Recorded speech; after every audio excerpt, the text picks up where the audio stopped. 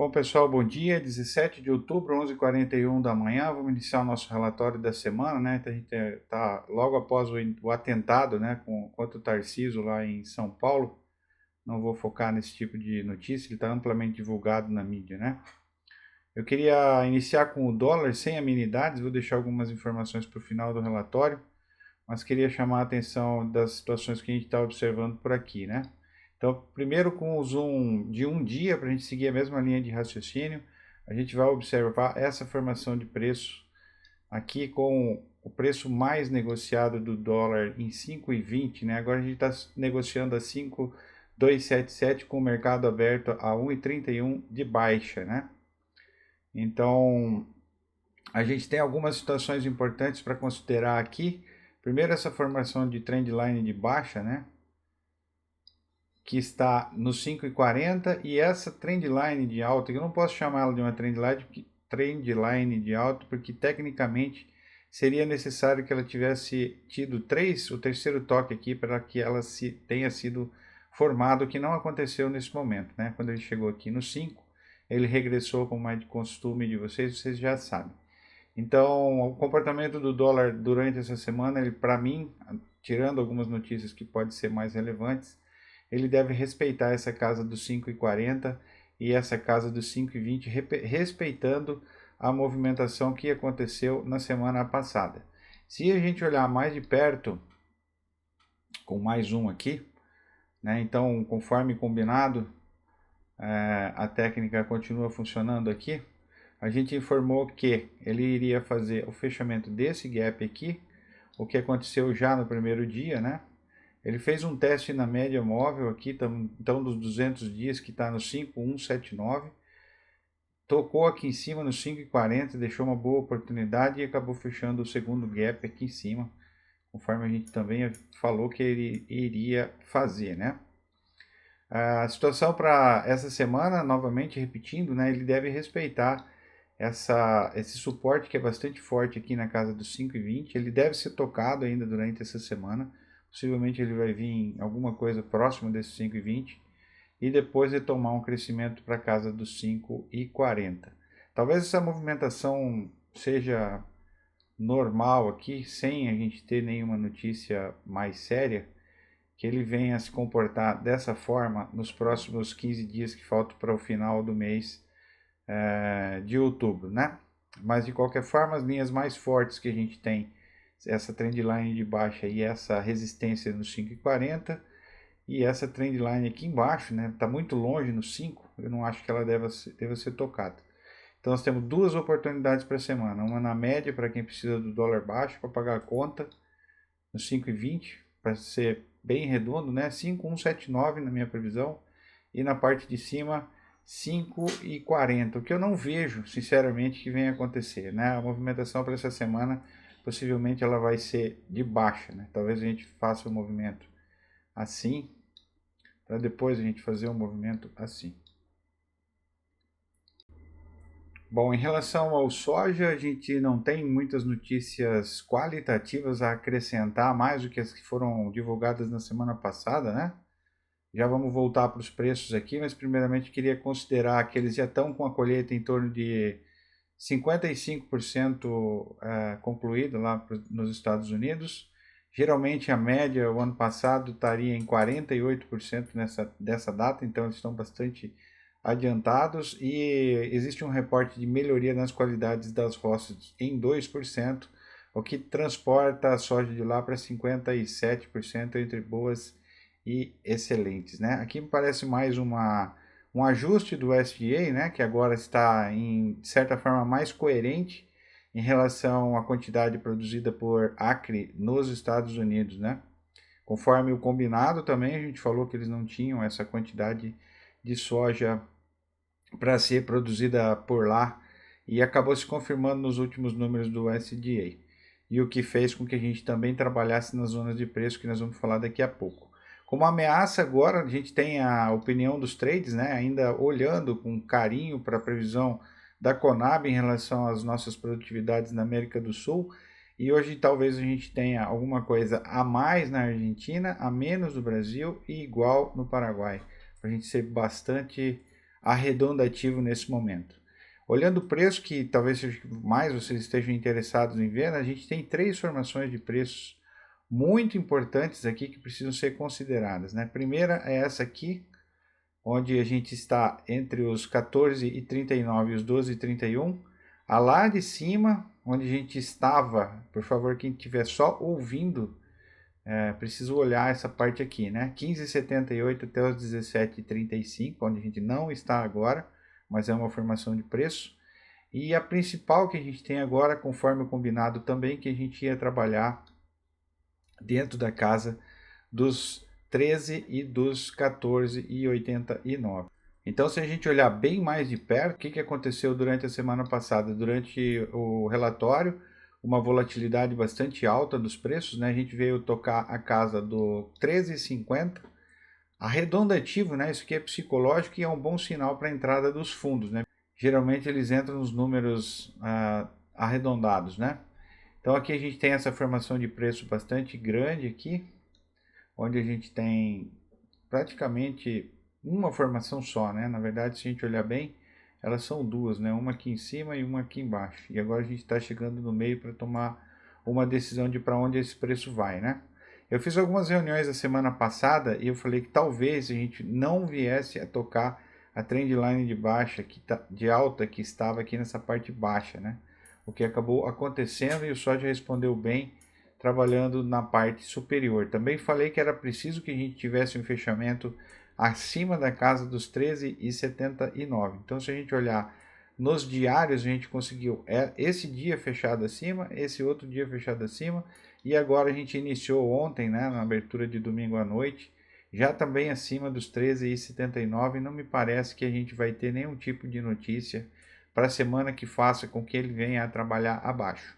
O que isso quer dizer para a gente nesse momento? Olhando a curto prazo, nesse período, nós temos mais ou menos 13 pontos para serem explorados durante a semana e um pouco de dificuldade para passar essa casa dos 14 e 15. Essa aqui acabou se tornando uma certa resistência, né? Então a gente teria uma movimentação entre aqui e aqui, que seria 13,79, 14 e 25. Possivelmente a gente vai ter novas oportunidades aqui na casa dos 13,39, porque a gente não tem notícias que sejam baixistas, né? Então a possibilidade de entrar demanda chinesa pode fazer com que os preços trabalhem acima.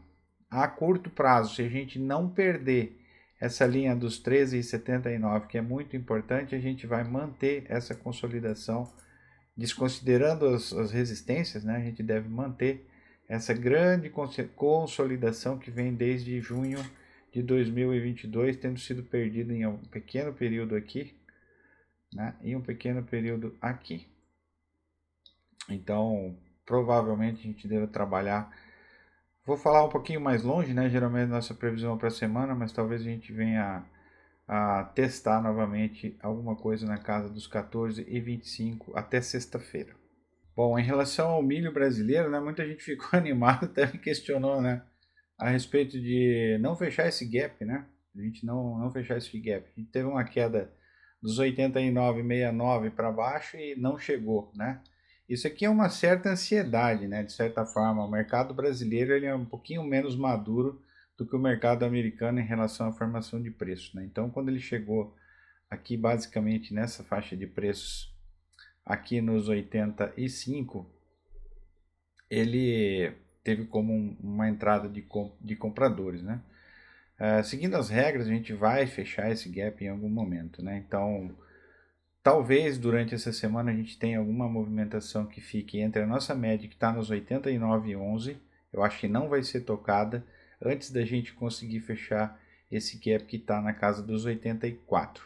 Da parte prática, eu acho extremamente importante que ele faça esse tipo de movimentação o mais rápido possível, né? Por dois motivos. Primeiro, por ser um gap importante, e segundo, por ser um gap que está exatamente em um suporte, né? Bastante importante também na casa dos 82, que a gente não pode perder se a gente for olhar os mercados de milho futuros. Em relação aos contratos, todos eles estão em baixa agora nesse momento, e o nosso melhor contrato está em maio de 2023 a 95,89, né? muito disso puxado pelo câmbio também, que se andando de lado, talvez a gente veja algum arranjo melhor durante essa semana. Então a nossa previsão ela fica dentro dessa casa aqui para o milho na B3. Bom, em relação ao milho americano, do ponto de vista qualitativo, a gente está mais ou menos parecido com o que estava acontecendo em soja, né? Sem muita motivação para que a gente veja alterações na produtividade por acre nos Estados Unidos, já que veio um bom ajuste no último relatório, também confirmando que a gente já havia falado de que as áreas não poderiam ter produção acima dos 71,8. Conversando com os colegas por lá, eles estão reclamando em relação a isso, porque, novamente, pela média, a gente não tem a mesma quantidade de milho que o USDA disse que tem como produção. Talvez isso seja um efeito de fertilizantes, né? E um efeito de não olhar direito as roças. Os tours esse ano eles acabaram diminuindo, né? Que dão menos parâmetro para a gente comparar. De qualquer forma, as condições informadas, que é a visual, né? Não é o que está dentro do grão, elas informam que as qualidades das lavouras por lá melhoraram em 2%, que faz com que a gente tenha 54% em estágio bom ou excelente, com a colheita um pouco adiantada. Se a gente for olhar preço, também numa discussão da semana passada, né? Aqui a gente tem dois momentos de preço bastante interessantes, que é esse e esse de cima aqui, né? E a gente questionou para um momento de a gente não ter notícias suficientes para que esse milho viesse a trabalhar acima da casa dos 7,02. Então a gente está num momento bastante apertado aqui, né? Agora, nesse momento, a gente está tocando as médias que estão no 6,83, o que é um certo suporte, né? A gente teria 8 aqui, outro aqui na casa dos 6,50. Então a gente manteria uma trajetória onde a gente pudesse seguir essa consolidação que pode levar os preços até 5,73. Vai ser bastante apertado, né? Mas o que eu vejo como importante aqui é essa necessidade de fechar esse gap em algum momento. Então, para milho americano agora, a gente não tem notícia para que ele venha chegar nessas casas superiores, talvez alguma situação vinda do Oriente, principalmente das guerras em Ucrânia, em cima principalmente do acordo, né, que pode ser revogado pelo Putin, e talvez isso seja uma notícia suficiente para fazer com que esse gap seja fechado, né? Tem muita conversa entre os operadores lá nos Estados Unidos a respeito dessa possibilidade, e muito provável que o Putin venha a fechar aquela concessão de exportação pelo Mar Negro assim que o acordo deixar de existir ou que ele vencer agora no mês de novembro, né? Se não me engano, 12 de novembro, não tenho exatamente a certeza a respeito disso, né? Então, para o momento, sem força para a gente trabalhar em cima da casa do 7, precisamos fechar o gap no 7,25 e estamos dentro da consolidação em 5,73 nesse momento, tocando na média. Bom, antes da gente entrar em arroz, né? Falando sobre a revogação do acordo que existe, né? Então, o Putin permitiu a exportação de grãos através do Mar Negro. Esse contrato ele deve vencer em novembro e possivelmente ele vai ser revogado, né? Só uma opinião minha e eu acredito que está em linha com o que vocês também pensam, né? Em relação ao arroz, a gente seguiu mais ou menos conforme o combinado, né? Onde a gente deixou essa resistência e veio direto encontrar esse suporte. Aqui a gente tem três suportes bastante relevantes, né? Um é o fundo dessa consolidação. Número 2 é encontro dessa média móvel que está nos 16,66 nesse momento. E o outro é essa trendline de alta. Então, possivelmente, uma dessas três aqui deve ser respeitada para a próxima semana. Se eu quisesse ganhar um presente junto com os colegas lá do Rio Grande do Sul, eu gostaria que essa linha verde fosse tocada e que a gente tivesse um fechamento acima da casa dos 16,75 para a gente eliminar a possibilidade de vir a trabalhar abaixo da casa dos 15,90. Do ponto de vista qualitativo, a China ela estabeleceu cota de importação para 2023 que são iguais às do ano passado para trigo, para milho e para arroz. Então pode ser uma movimentação que já sinaliza a quantidade de importação chinesa.